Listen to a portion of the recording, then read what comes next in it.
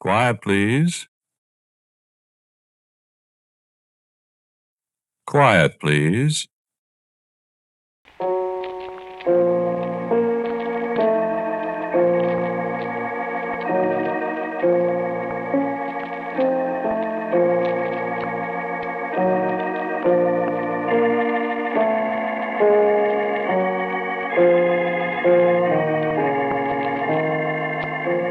The American Broadcasting Company presents Quiet, Please, which is written and directed by Willis Cooper and which features Ernest Chappell. Quiet, Please for today is called One for the Book.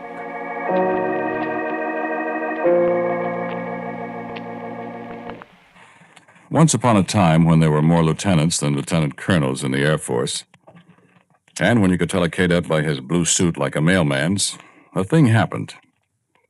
And if you think the boys from the bright blue yonder got snafu'd sometime in this last war, brother, I'm here to tell you ain't seen nothing yet. Because this was the largest, the most comprehensive, the doggonedest. Well, I have to tell you. And the thing about it is, this snafu isn't over yet. It won't be over for 9 years. Listen, I'll tell you.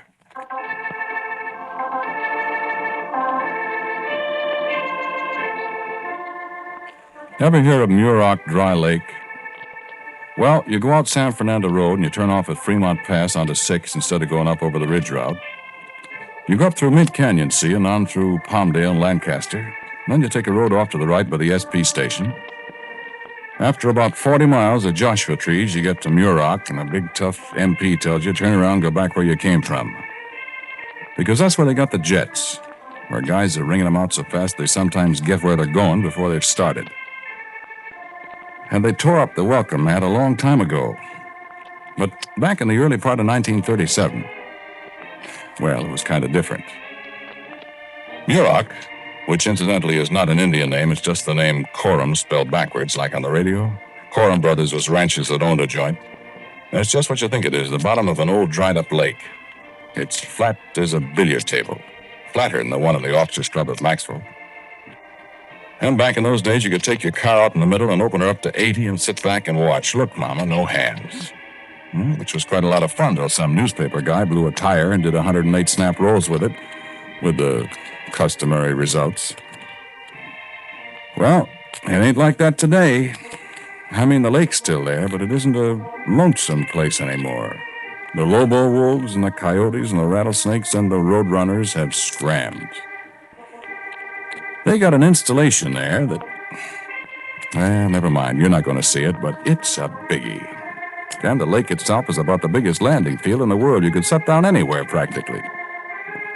Well, the Air Corps decided back in 1937 to have them a big air maneuvers there at Muroc. So in came about everything they had that could fly. Martin B-10Bs from Langley, P-26s from Selvidge and Maxwell and Randolph, and a bunch of skinny blue things they call PB-2As that came from... I don't have any idea. And over at March Field at Riverside, they had a flock of A-17s, attack jobs, two-seaters that Northrop made. They had holes in their flaps, I remember. First ones to have holes in their flaps. And there was a lot of other miscellaneous stuff. It was quite colorful.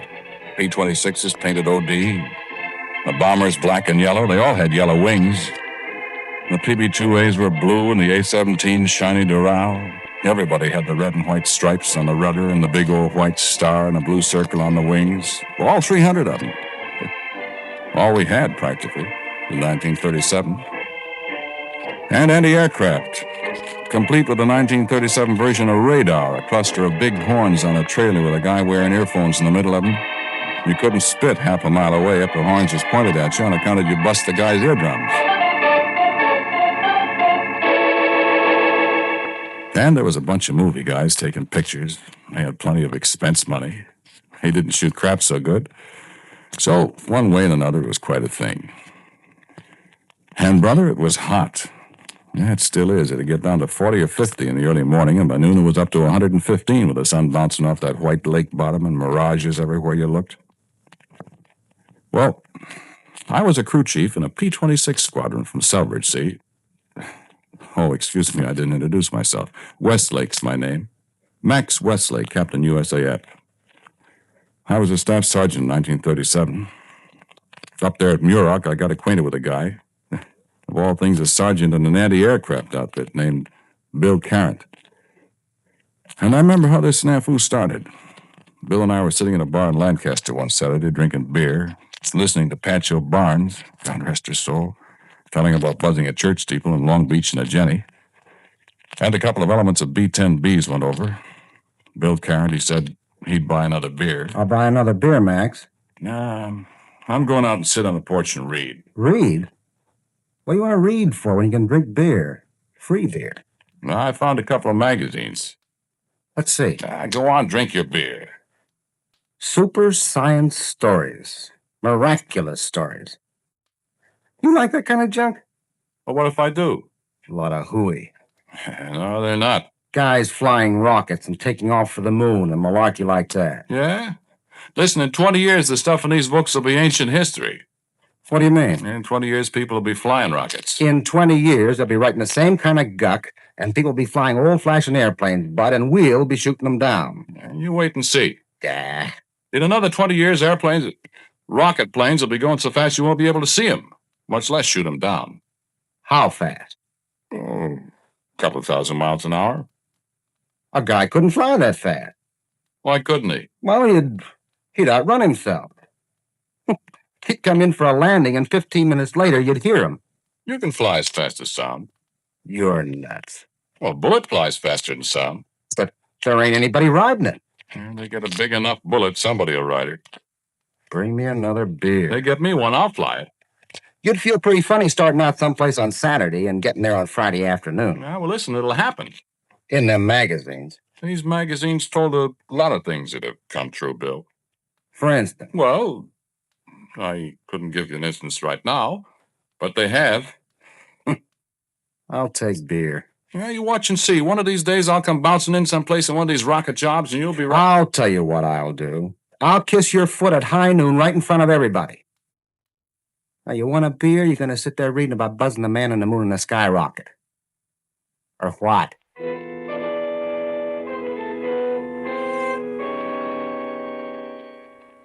I did both. Then we bummed a ride back to the lake after a while, and I went to bed. Bill Carrant was pretty disgusted when he got there and found out he had to stand guard because the sergeant that was supposed to be had broke out with the measles. And he put on his overcoat and stopped by my tent for a cigarette before he went out where it was cold. We talked, and he left. And I went to sleep. Well, I woke up in the middle of the night, see? I couldn't get back to sleep. So I got up and put on my pants and shoes, a flying jacket. I went out to the anti-aircraft battery. I said, "Hey, Carrant." "Hey, Bill Carrant." Who's that? "Me. Westlake, Max Westlake." What are you doing up? I couldn't sleep. Well, I wish I could. I'm about froze. How much longer you got? Half an hour. Wouldn't have a bottle, would you? Oh, I'm sorry. Gee. Pretty night, ain't it? I'll give it to you. Millions of stars. Yeah. Ever fly at night, Bill? And I ain't going to. I ain't gonna fly at all. That's swell up there with the stars. I'll stay here. I wonder what's up there. I got no curiosity at all. Yeah. I'm going to find out some one day. In your skyrocket? Oh, probably. What was that? Search me. Sounded like it came from up there. Probably one of your skyrockets. Well, I don't think there's anybody up tonight. I don't see anything. I wonder what it... Hey. What? Look up there. Where? Right there by the Big Dipper.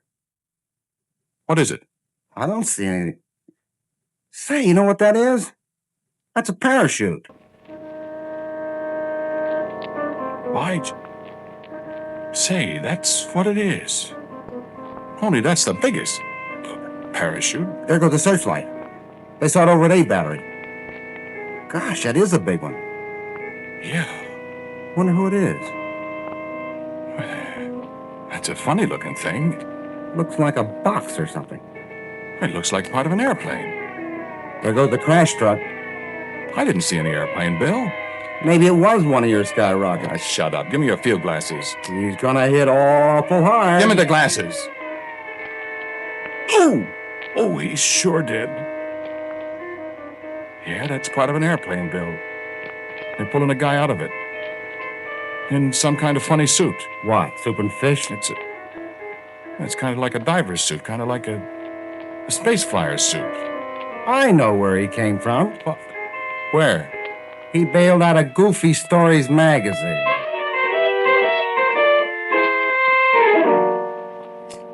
I handed back the glasses to Bill Carrot, and I walked over to the infirmary. That's where they'd take whoever he was, I figured. And in a minute, the crash wagon came back, and they carried the fella in.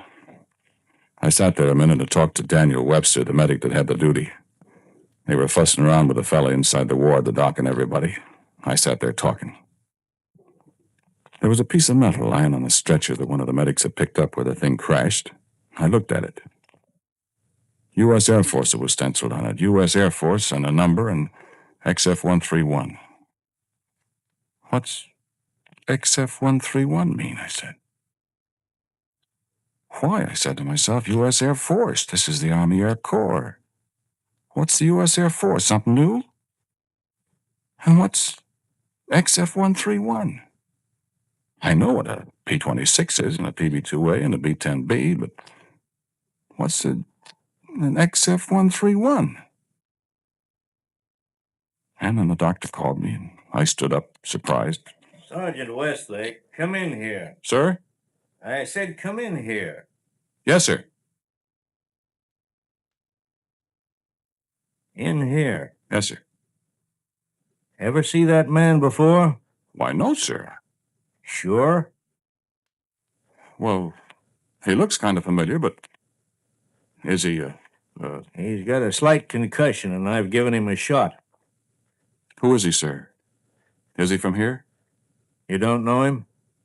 Why, no, sir, but he sure looks familiar, but... What's your first name, Sergeant? Sir? Your first name. Oh, Max. What's the matter, sir? Sergeant, that man's name is Max Westlake, too. Huh? Only he's a major in the United States Air Force. What do you make of that, Sergeant? Eh?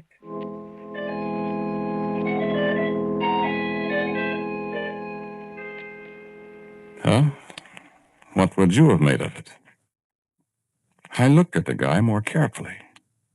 And then I saw why he looked familiar. I'd seen that puss in the mirror every morning for 22 years. There was the scar on the eyebrow where I drove the car into the lamppost. Only it was on the wrong eyebrow. Then I remembered I wasn't looking into a mirror. I said, Doc, I don't get it. He said, don't you? And I said, well, sir. So I went out.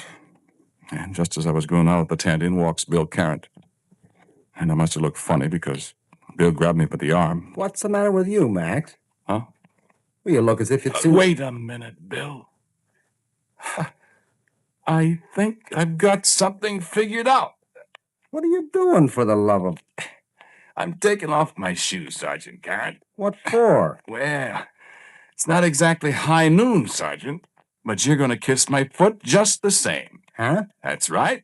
Why? Because, Sergeant Carrot, that guy in there, that guy that flew in here in a skyrocket, that major in there, is me.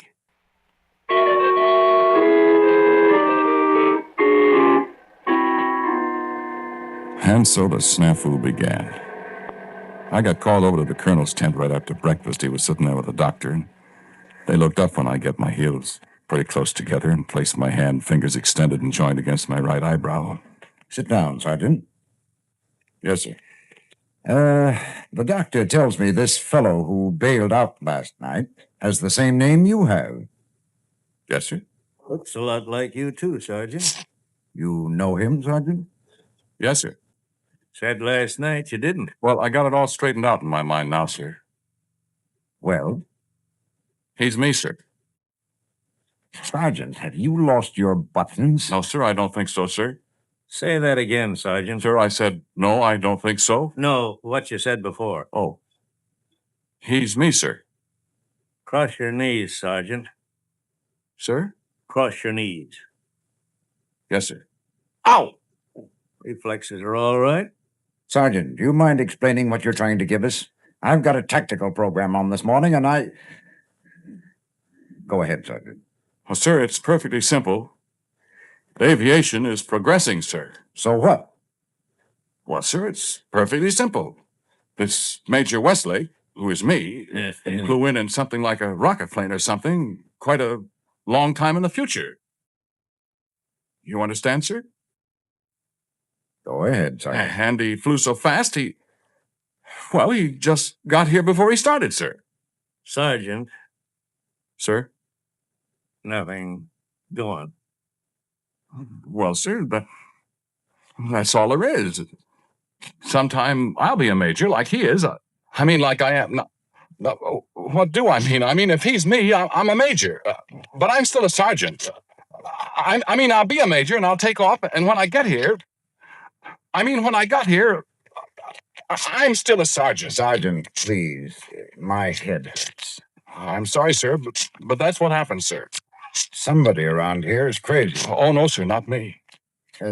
Let's try that again, shall we? What, sir? Your theory. I just want to be sure I'm not hearing things, Doctor. Well, if you're hearing him, so am I. Go on, son. Well, sir, some day in the future, I'm going to be a major. You're not if... Well, never mind. Yes, sir. Someday I'm going to be a major, see, and I'm going to fly a rocket plane or something. How do you know all this, Sergeant? You got a crystal ball? No, sir. It's obvious, ain't it, sir? Not to me. You, Doctor? Well, you're going to be a major, son. Yes, sir. Well, I must be. I'm over there in the tent, ain't I, Doctor? Huh? And I'm a major, ain't I? You see? Sir? And someday when I'm a major, sir, I'm going to get into this rocket plane, see, and boom, I'm going to take off and I'm going to go so fast that... Gosh, I sure must have been rolling last night. Sergeant, you must want to get out of the Army awful bad. Sir, me? No, sir, I don't want to get out of the Army. Well, what makes the colonel think that? Well, if I ever heard of anybody asking for a transfer to the loony bin, this is it. Sir, I assure the colonel I am not nuts. Well, then why the dickens are you telling me all this? Sir, the colonel asked me. Okay, go on. You were taking off in a rocket ship. Or something like that, sir, and boom, like I said, I go so fast that I just run out of time and I landed last night. You believe that, Sergeant? Yes, sir. Where did you, how did you fall on this theory? Well, sir, I read science fiction magazines and... Ah, you do? And I just deduced it. Oh. Sir, rocket travel is perfectly possible. Mm-hmm. It's an interesting theory. Doctor, are you nuts too? I'm really not sure, Colonel. Well, what are you talking about then? I was just looking at this identification card I took out of the, Major Westlake's pocket. What about it? It's dated November 24th, 1951. 15 years from now.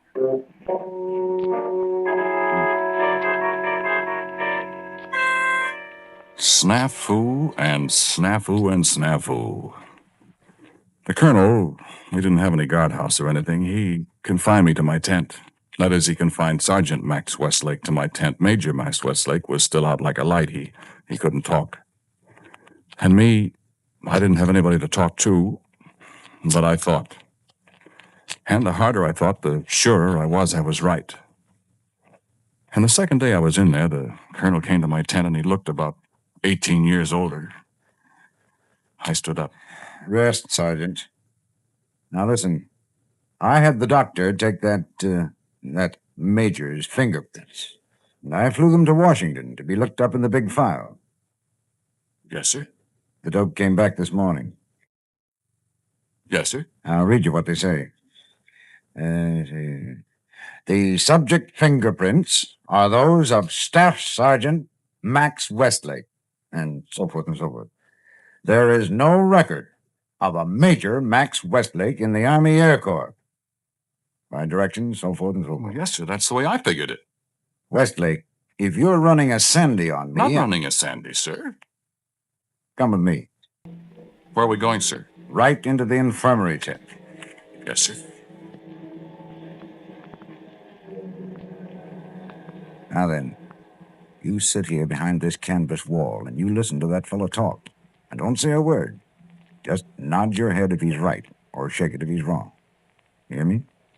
Yes, sir. All right, listen. Major, where did you come from? Here at Muroc, sir. What outfit are you with? I'm chief test pilot here. I see. And what happened, do you know? Yes, sir.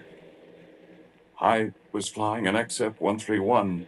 That's the newest experimental rocket job at a speed of about Mach 7. What's he talking Mach 7, about? sir. 7 times the speed of sound. What the- I see. Suddenly, the needle flew way over beyond the mark. I got scared, pushed the automatic cockpit release, and bailed out. And, how fast do you think you were going then? Well, I should say about 12 times the speed of sound. I see. And, what was the date of your takeoff, Major? Why, December 21st, 1957. Now, look here. You see? You see, Colonel? You see? Snafu. Wow. Tarfu. Fubar. The Army never saw one like this before. They sent it to the general. Yeah, sit down, gentlemen. Yes, sir. Now, Westlake, Yes, sir. Yes, sir.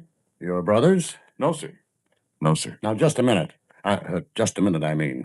Westlake, Yes, sir. Yes, sir. stop. Yes, sir. Yes, sir. Sergeant Westlake, Yes, sir. who is this Major Westlake? He's me, sir. Sergeant, We can't prove otherwise, General. That will do, Colonel. Yes, sir. Now, Major Westlake, who is this sergeant? Sir, I don't know. Well, isn't he your brother? No, sir. Well, who is he then? Answer me. Sir, I think he's me. Doctor, are these men crazy? Not as far as I can tell, sir. Well, what ails them then? Sir, I just work here. Well, now, Major, how come I don't know you? Well, that I couldn't say, sir. I don't know the general either. Young man, I have been in the Army 28 years. Yes, sir. At 29, I was at Bliss with Lord George Langren when he had the 8th Cavalry. Yes, sir. And I know thousands of officers in the Army. Yes, sir. But I don't know you. No, sir. Young man, do you know the penalty for impersonating an officer? Sir, I'm not impersonating an officer. Here's his identification card, General. Is that your picture, Major? Yes, sir. And doesn't look like you. Well, sir, these pictures never look like the people. That's right. Mine looks like a... Well, this seems to be in order, all right. It is, sir. I know that. Are those your fingerprints? Yes, sir. They're the sergeants, Washington says, General. Now, how could that be? Well, sir, they have to be me. He's me. I'm us, sir. Colonel, has this man ever demonstrated... has he ever had attacks before? No, sir. He's always been rational, sir. He's one of my best men. He's rational now, General. That is, I think he is. Kind of, I mean. Sergeant, do you know that a board may be convened and that they're liable to throw you right out of the Army? Sir, I'm not worried about that. Oh, you're not, huh? Why not? Because they can't, sir. I have to stay in. Kindly tell me why. Because, well, don't you see, sir, I'm going to be a major and I'm going to fly a rocket plane. The XF131. What makes you think so? Well, I'm here, sir. After all. Well, I'm going to tell you something. I'm going to solve this problem once and for all in a military manner. Major Westlake, you are subject to orders, aren't you? Yes, sir, of course. And I want this to be a lesson to you other officers, too. You gentlemen are expected to use your intelligence and initiative and not come bothering me with all sorts of details that could just as well be handled in your own bailiwicks. You understand me? Yes, sir. Silence! That is a very simple way to solve this problem, as I said. Major Westlake, you are ordered to return to your base. Sir, I'm at my base. I'm stationed at Muroc Dry Lake. This is Muroc Dry Lake, sir. Well, how did you get here? I flew, sir. But how did you... I mean, how did you get here now? Sir, I just flew so fast I got here before I started. I didn't ask you, Sergeant. That's right, sir. I flew so fast I got here before I started. Doctor, do you have an aspirin on you? See who that is? Yes, sir. Sir, I found something I thought might be important. Who are you? Sergeant William Cairns, sir. I'm Sergeant of the Guard today. What have you got there, Sergeant? I don't know what it is, sir, but I found it out there where the Major landed. Major Westlake? Yes, sir. Well, let's see it. Let's see it, Sergeant. I never saw anything like it before, sir, and I thought I'd better bring it to the General. May I see that, please? Well? It's my Mach meter, sir. Your what? Mach meter, sir, an instrument that measures speed. Sergeant Westlake, please. Excuse me, sir. That's what it is, General. It measures speed in terms of the speed of sound. Mach 1 is sound speed. Mach 2 is twice the speed of sound. Let's see it. It's very curious. Yes, very, very curious. All of a sudden, it got jammed, General. You see the needle is jammed way over here on the pin? It indicated probably 12 times the speed of sound, and that was awful fast, so I bailed out. See if I can't unjam the needle. There's a ratchet underneath, sir. I see, yeah. It's like a speedometer, isn't it? It turns hard. There. Hey, where did Major Westlake go? Why, he was right here. I seen him, sir. I was looking right at him. When you turned the thing meter back, he just turned all transparent, and then he disappeared. What? Sir, I think the General just unscrewed him right back where he came from.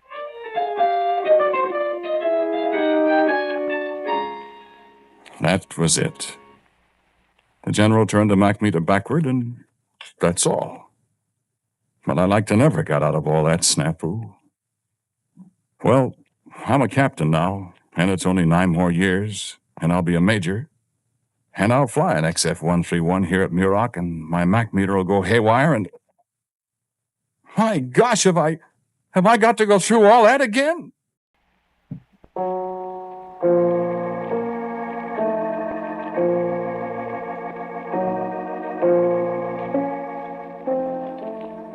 The title of today's Quiet Please story is One for the Book. It was written and directed by Willis Cooper, and the man who spoke to you was Ernest Chappell. And Dan Sutter played Sergeant Carrant. Melville Ruick was the colonel. The doctor was played by Charles Eggleston. General, Floyd Buckley. As for Major Westlake, well, we leave that for a guess. As usual, music for Quiet Please is played by Albert Verman. Now, for the word about next week, here is our writer-director, Willis Cooper. Thank you for listening to Quiet Please. My story for next week is called My Son John. And so, until next week at the same time, I am quietly yours, Ernest Chappell. And now, a listening reminder. There's an exciting story waiting for you this afternoon on David Harding Counterspy. See what happens when a flood of counterfeit currency threatens to disrupt the entire financial structure of a South American country, and the counterspies are called in to investigate. Tune in David Harding Counterspy on your ABC station. This is ABC, the American Broadcasting Company.